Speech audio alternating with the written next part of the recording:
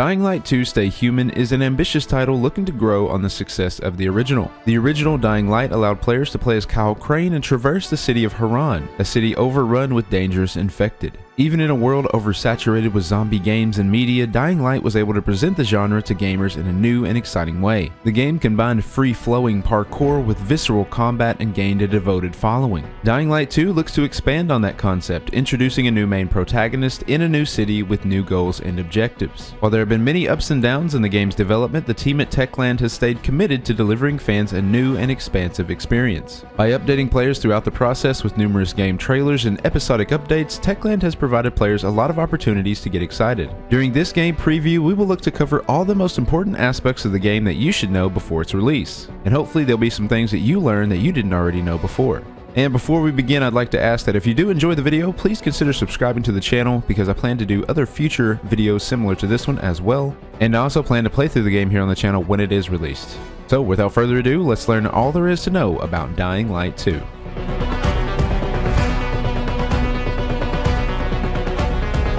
Dying Light 2 Stay Human is the sequel to Dying Light, an open-world zombie survival game focusing on parkour and melee-based combat.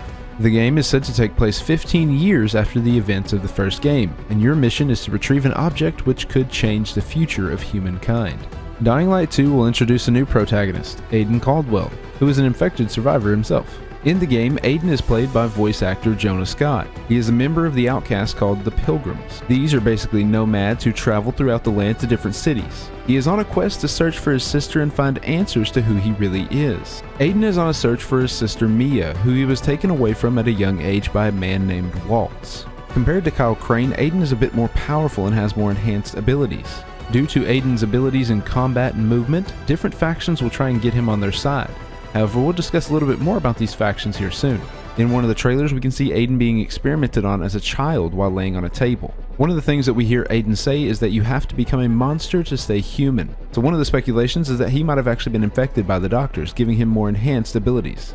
In the trailer, we do see a glimpse of Aiden's eventual run-in with Waltz, and we see what appears to be Waltz fighting in the trailer without any weapons, beating people down with his bare hands. So this begs the question, did Waltz also try to enhance himself and his abilities using the same type of injection? This is an interesting concept and one that I am excited to see expanded upon as we play the game. There is also some suspicion that Waltz may be part of a radical faction known as the Untainted.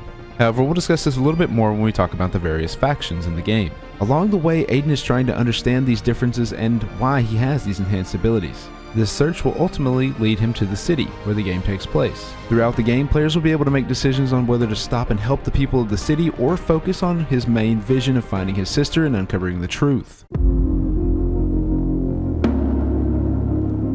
While the first Dying Light took place in the fictional Turkish city of Harran, Stay Human is set in Villedor, aka the city.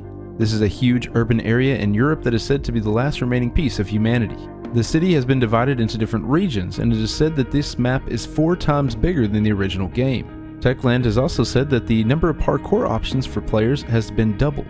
The city is described as the modern Dark Ages, and this is represented by its appearance. There are some distinctive visual differences in Villedor's appearance compared to Harran. Following the outbreak, the decision was made in the year 2025 to use a chemical attack to stop the Harran virus. In Dying Light, the following it ended with 2 choices. Kyle Crane could detonate a nuke and blow up the city of Harran to destroy the infected, or he could leave the city, turn into a zombie, and likely spread the infection even further. Sometime after the ending of the following, a cure was invented and the virus was eradicated. However, the wonderful GRE continued its experimentation until another, more dangerous virus eventually got out and spread across the world. It is said that what they created escaped from a level 4 lab near Geneva and put society in great danger. And as a result, it was said that nearly 98% of the population was gone within 2 years. Timon Smektala said that one of the 2 endings is canon to Dying Light 2. However, it will be up to players to try and figure out which one it is. He said, and quote, "You will learn which one is canon when you play the game. You will need to explore the game a lot to find it. It won't be obvious." So it will be interesting, guys, as we try and figure out which one is the correct canon ending for Dying Light 2. Be sure and let me know your theories in the comments below. As a result of the chemical attack used to contain the virus, the groundwater became contaminated, and the chemicals killed off much of the plant and animal life. The street levels are virtually dead, a domain of the infected. However, life has moved up to the rooftops. It is said that the rooftops are now default, they are the new ground zero. You can also see small visual pockets of chemical rings still remaining around the city.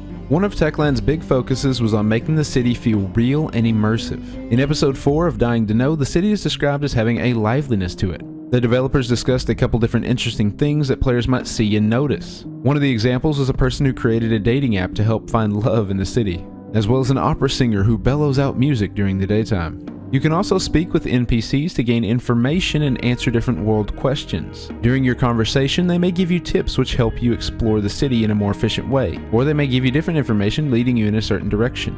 And at night in different safe zones, you can sit and hear conversations about the world. You can learn about urban legends, and stories may even be overheard about what you have done in the game. As players navigate the city, they'll be able to learn more about Villedor's past. They will be able to do this by speaking with different characters, as well as reading things like old newspapers and posters, as well as listening to different audio recordings. Techland has said that by exploring around, reading, and listening to these different things, players will be able to get an idea of what life used to look like before the apocalypse. When discussing the game's setting, the lead designer at Techland had this to say: "It's a setting that presents a world where the civilization has gone back to the Dark Ages. Right now, everything is brutal, primal, and merciless." Techland's lead level designer has also said that the game will be full of Easter eggs. He said there will be some fresh as well as some classic movie hits, and that they will also, quote, blink an eye on many games. But the biggest amount of references will be found deeply in our hearts with the original Dying Light. It's also worth mentioning that Kyle Crane will also play a part in this game in some way. And as we can hear in one of the trailers, one of the characters mentions him while reflecting, saying that "I wish Crane could have seen this." So we know that Kyle Crane is in the game in some fashion, but it's unclear how. We know that in the past he played a key part, as characters are still reflecting on his legacy even 20 years after the original game. So whether he's going to play the role of urban legend or another role in the game, that is yet to be seen. Of course, there is a prominent theory and rumor about how he may appear in the game. We know at this point he is dead, but he is still being remembered for what he did. So, spoilers if you haven't already played the original game and its DLC, but there is a prominent theory that he may appear sometime in the game as the Night Hunter. The Night Hunter is a fearsome predator who watches over hives of incubating volatiles. It's one of the most dangerous enemies that there is in the game. This theory suggests that Kyle Crane may make an appearance as the Night Hunter or even be the final boss in the game. However, like I said, this is not yet confirmed, so we'll just have to wait and find out. Regarding those different factions, it is said that there will be 3 different factions vying for control of the city. The first faction is the Peacekeepers. They are a rigid and military faction focused on law and order. They are often feared by the people of the city and can sometimes have harsh or overbearing methods of ruling. The Peacekeepers like to keep their feet on the ground and establish bases in stronghold locations. They can build in heavy metal and provide access to create large traps, car bombs, and a new type of ranged weapon. Next up is the Renegades. The Renegades are scavengers and former prisoners who have broken free after the apocalypse, and they follow a leader called the Colonel. You will frequently see them looting the city while wearing their metal armor made out of different makeshift materials, and ultimately just wreaking havoc on the city streets. And you also have the Survivors. The Survivors are generally just regular citizens who try and use the environment around them to stay alive. They are said to be the most peaceful and friendly of the 3 groups, but of course they have less power and weaponry than the other factions. The Survivors are able to quickly adapt and put together safe zones. They try to avoid danger on the ground, so they build up higher. They build on the rooftops in wood materials and help a lot with different parkour movements. The city is divided into several zones, so you don't actually have to stay loyal to one faction throughout the game. In these different zones, you can decide who you want to side with, either the Peacekeepers or the Survivors. And when it comes to dividing up resources in these different zones, you can choose which faction in that zone will be most beneficial to you at that time. Along with these 3 different groups, players will also have to contend with the odd bandit group as well, with no real intention of being friendly. There are also different smaller factions that can impact the story and the world. Lead designer Timon Smektala described them as wildcards and mentioned the Untainted group a bit.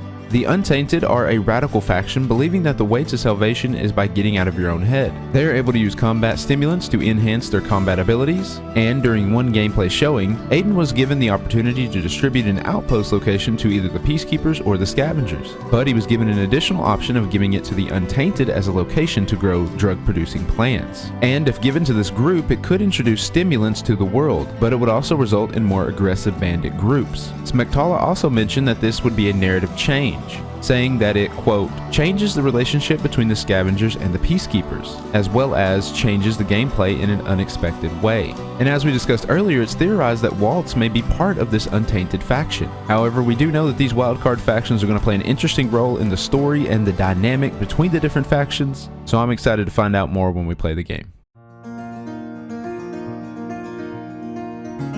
In Dying Light 2, choices are said to carry significant consequences. Techland has said that the decisions you'll make will play a crucial role in reviving the world of Dying Light 2. Players will be directly responsible for shaping the world around them, and player choices will influence whole regions, districts, and areas of the city.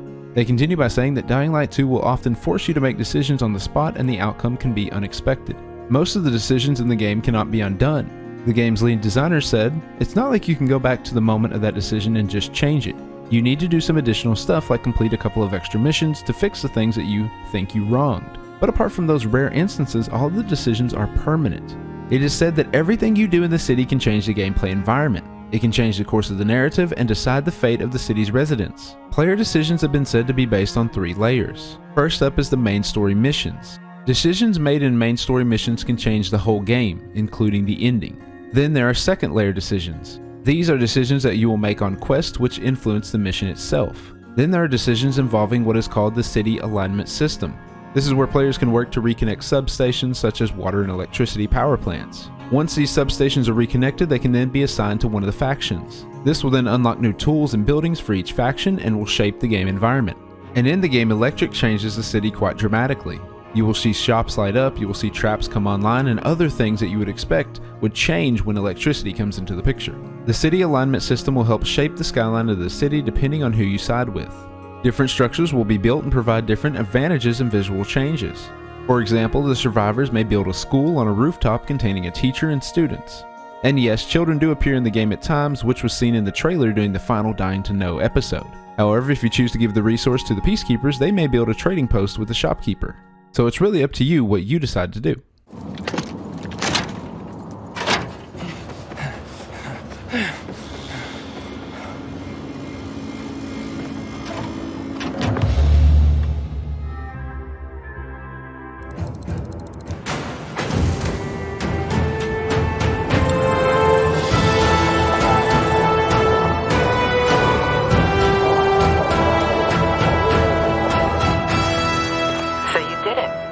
Are you pissed at me?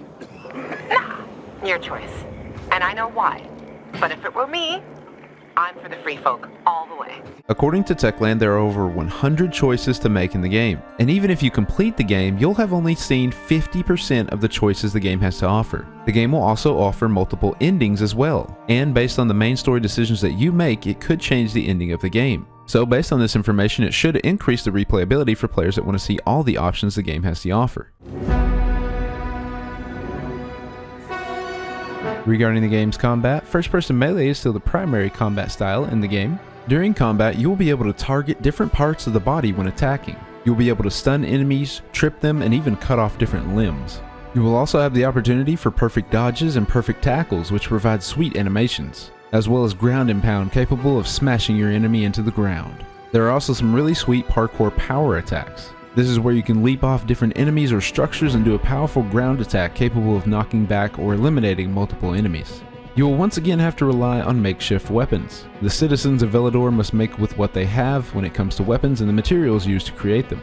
The developers have said that there are nearly 200 different weapons and weapon variations for players to choose from and create. And there will also be a black market that will be available to sell you weapon blueprints, drugs that will give you extra powers, as well as other tools. The weapon crafting and modding system in Dying Light 2 has changed from the original game. No longer are the days of scavenging for parts, breaking down old weapons, and repairing your weapons using metal parts. In the original Dying Light, mods boosted a weapon's stats and could increase the damage, handling, and durability, but did not alter the weapon's effect or appearance. Previously, players needed to find a blueprint in the environment, find the parts needed, as well as the weapon to equip it to, but now this system has changed. Smaktala has said that this was to encourage players to explore the world more. They want players to get out, explore the city, and scavenge more things, as well as explore the adjusted nighttime to try and find more valuable and powerful weapons. However, he ensures that the flexibility of this new mod crafting system will still allow players to create the weapons they want with the materials and the different blueprints that they are able to find.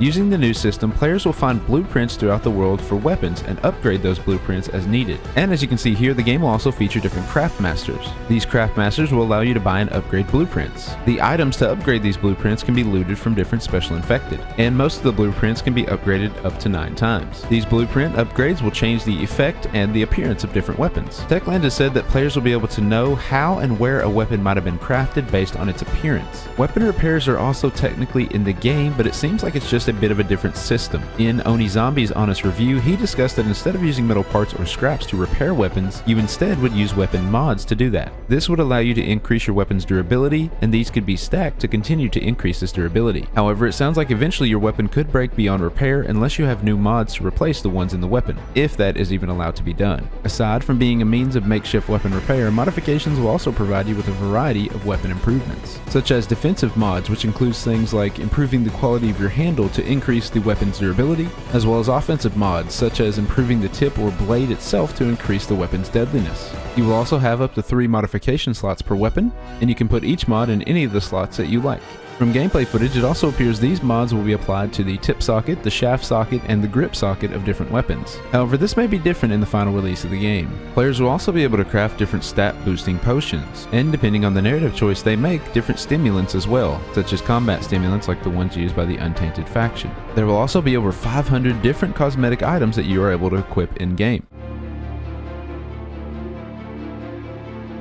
Dying Light 2 will feature double the parkour moves of the original. The team at Techland has put together over 3,000 unique parkour animations that players will see. This includes things like swinging on ropes or lines, going through windows above doors, and even pole vaulting. Another cool feature of the parkour system is that you can also use Infected to break your fall from great heights. Aiden is also able to perform something like a double jump. If there's something floating in the air or something that is small, he's able to bounce off that and do the extra jump. Dying Light 2 will also feature a new parkour stamina system. While the last game featured only a combat stamina system, a similar system will be present when performing parkour moves now as well, with Timon Smektala saying they made the change to add an additional challenge to the parkour system and allow for additional player progression. He also discussed that players may find themselves in situations where they run out of stamina and may need to craft stat boosting potions to escape. Based on some of the gameplay footage from Dying Light 2, many players were concerned about the parkour and the gravity in the game. However, Timon Smektala explained that Dying Light 2's gravity is set to the same as real life, 9.8 meters per second. He further explained that the gravity was twice as intense in the original Dying Light, but that players had just adjusted to it. He said that the gravity in Dying Light 2 is actually more realistic, and it gives players much more time to consider their movement.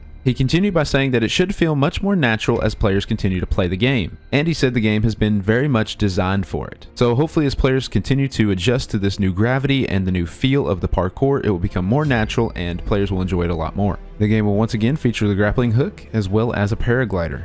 And based on the choices that you make and the different facilities that you upgrade, both of these will be upgradable. The grappling hook in Dying Light 2 is very effective for movement, including swinging off of the tall buildings and into the windows below. One of the quotes used was that even the highest buildings are not an obstacle anymore, but a tool to help you get higher. They describe the parkour and combat as synergies between movements. And in the gameplay trailers, there's often a flow between parkour and combat. You're often able to rebound off stunned enemies to attack others. And the parkour and combat is supposed to be friendly enough for all to be able to pick up and play. However, those who master it will be at a huge advantage in the world. Dying Light 2 is being described as much more of an RPG compared to the first game. The game initially had an experienced writer of RPGs helping to design the game's story. However, as we'll discuss later in the video, this writer is no longer working on the project. Regarding those RPG elements, the game will feature 2 skill trees, a parkour and a combat tree, each containing 24 skills each. This is slightly different than the original game's survivor, agility, and power skills, but some of the skills in Dying Light 2 will feel familiar. During the skill tree reveal, Techland showed off 3 skills for each tree. The first of the parkour tree was the far jump, allowing players to spring off of any obstacle and jump further. Next up was the bash, allowing players to bash through obstacles and enemies without stopping, basically charging your way out of trouble.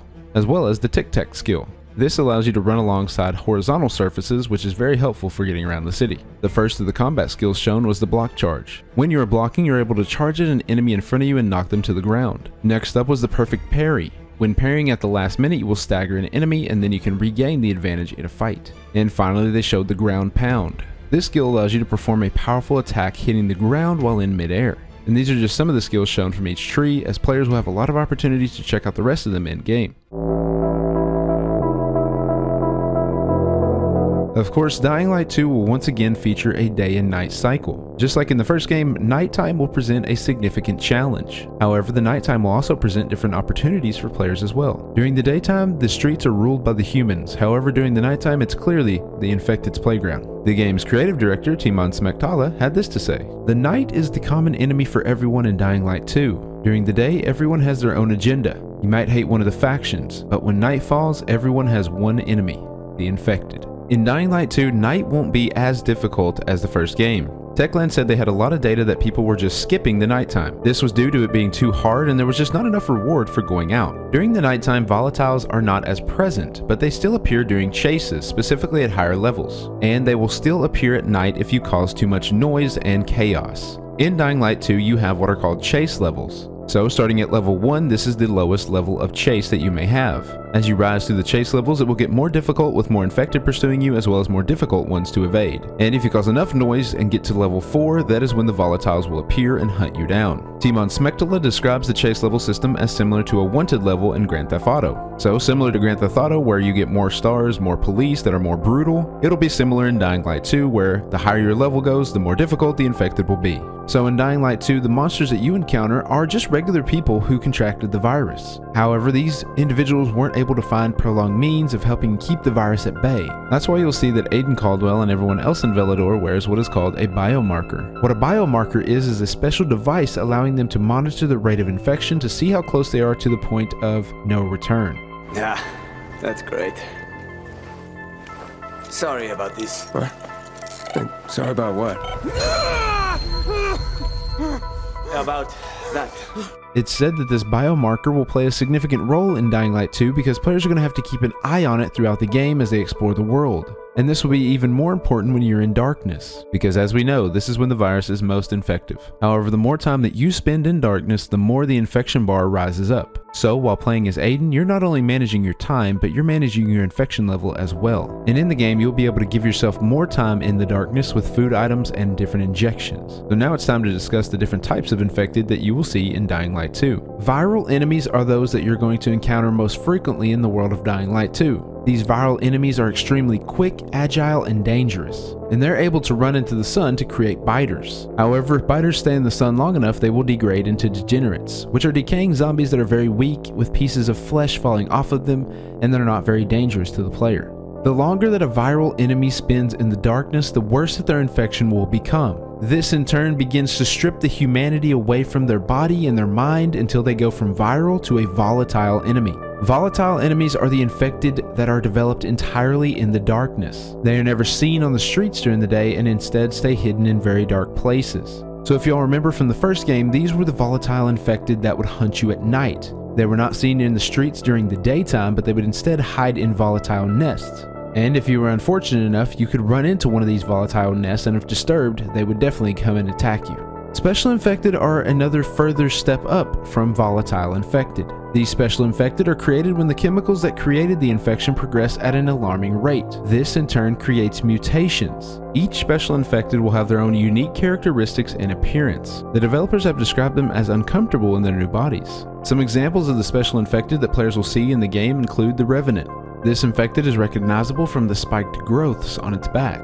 It is said to appear more human and is very smart and intelligent. The way the Revenant attacks players is also very unique compared to the other infected. The Revenant appears at night in very specific areas, and fighting him plays out completely different from the others. And to make matters worse, the mutations on his back emit a substance that summons and buffs nearby infected. So when fighting the Revenant, you have to be prepared to face more than one monster. There's also the Demolisher. This is a familiar opponent which featured in the first game. It's very large, aggressive, and throws objects. And in Dying Light 2 has a variation that now has blisters which shine at night. There's also another special infected known as the Goon. This infected is large like a Demolisher but carries a large hammer-like object in one arm.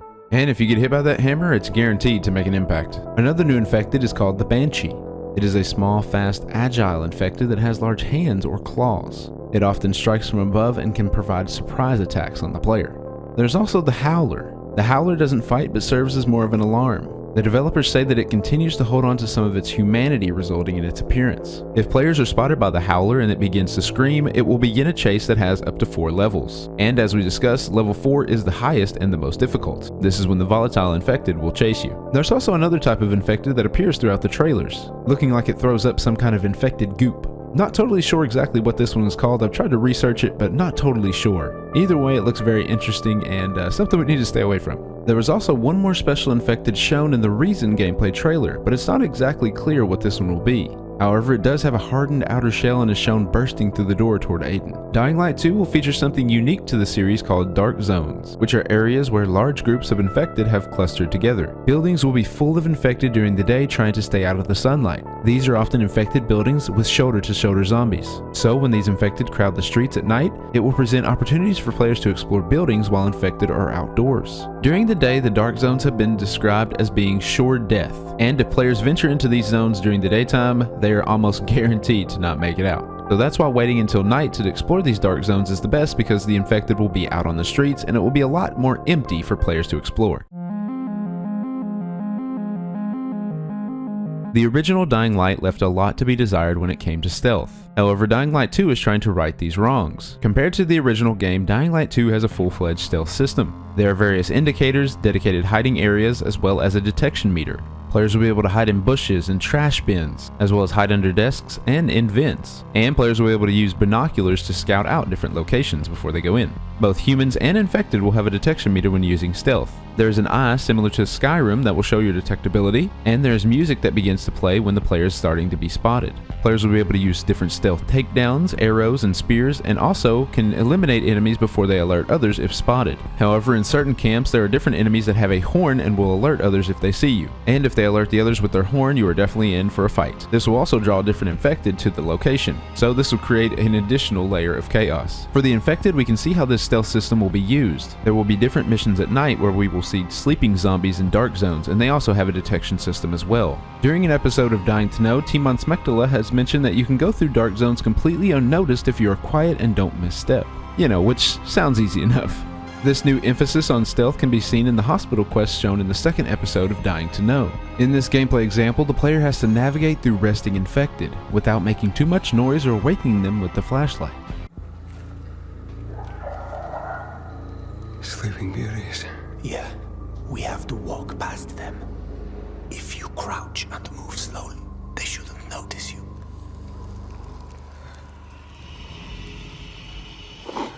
Get too close, and you're done for.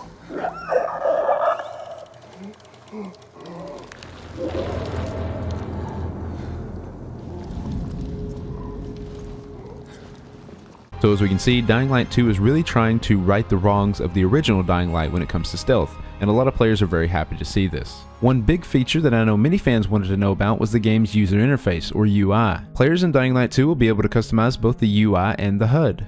This is a much requested feature for players who desire immersive experiences, as it's up to the player to decide which elements will appear on the screen. Some examples of this include being able to disable the health bars as well as visual objective indicators. So for those looking for a very immersive experience, this should be good news for you.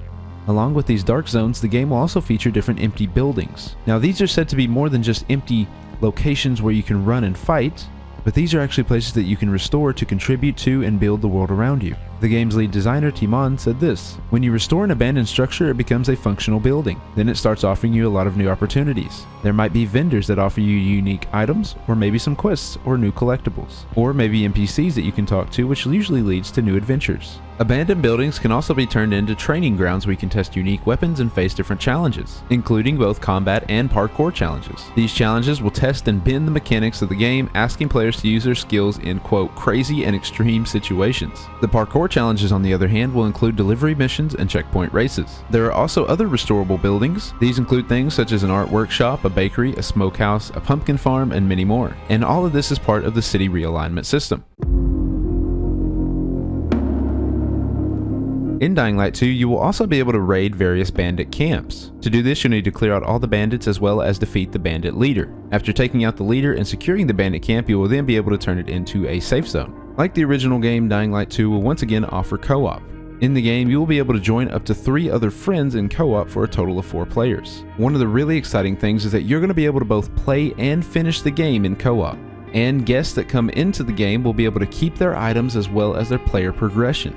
And when it comes to narrative decisions, everyone will get to vote on the choice that they want to make. However, it is up to the host to decide on the final decision. However, one disappointing thing about co-op is that crossplay between different platforms will not be a launch feature. So if you're a PlayStation player looking to party up with your friend on Xbox, it won't be happening, at least initially. Here's to hoping that crossplay will be a feature that is added later on. Regarding the game's length, Dying Light 2 can be an incredibly long experience, if you choose for it to be.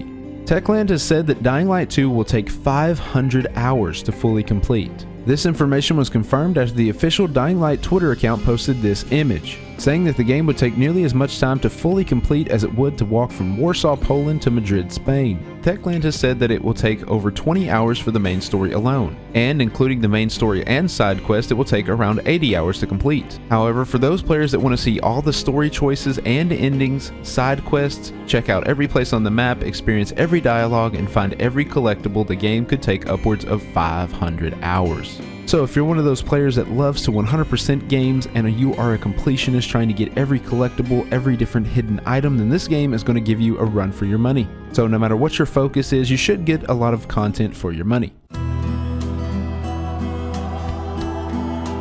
While we've discussed a lot of the exciting parts of Dying Light 2, it wouldn't be fair to end the video without talking about some of the development issues and concerns along the way. While the game looks like it could be an incredibly exciting experience, it has also faced its fair share of development problems. Since it was first announced, the game has been delayed twice. The game was first delayed in January of 2020 to a new release date of December 7th, 2021. However, it was once again delayed until February 4th, 2022, which stands as its current release date. Later on, following the game's first delay, one of the game's leading writers and world designers, Chris Avallone, was released from the project as a result of allegations of misconduct. Avallone went on to deny these allegations, and later on revealed on Twitter that, in the end, he didn't actually write any of Dying Light 2's story, saying he initially did 5 to 6 Fallout New Vegas style reactive stories, but that these had been scrapped and all the story elements were created by Techland's internal team. And in January of 2021, the game's lead writer left the studio. However, he did assure fans that this was a planned exit and his role had been filled many months before his departure. And in February of 2021, a report described the game's development as, quote, total chaos, to add to more of the fan worries.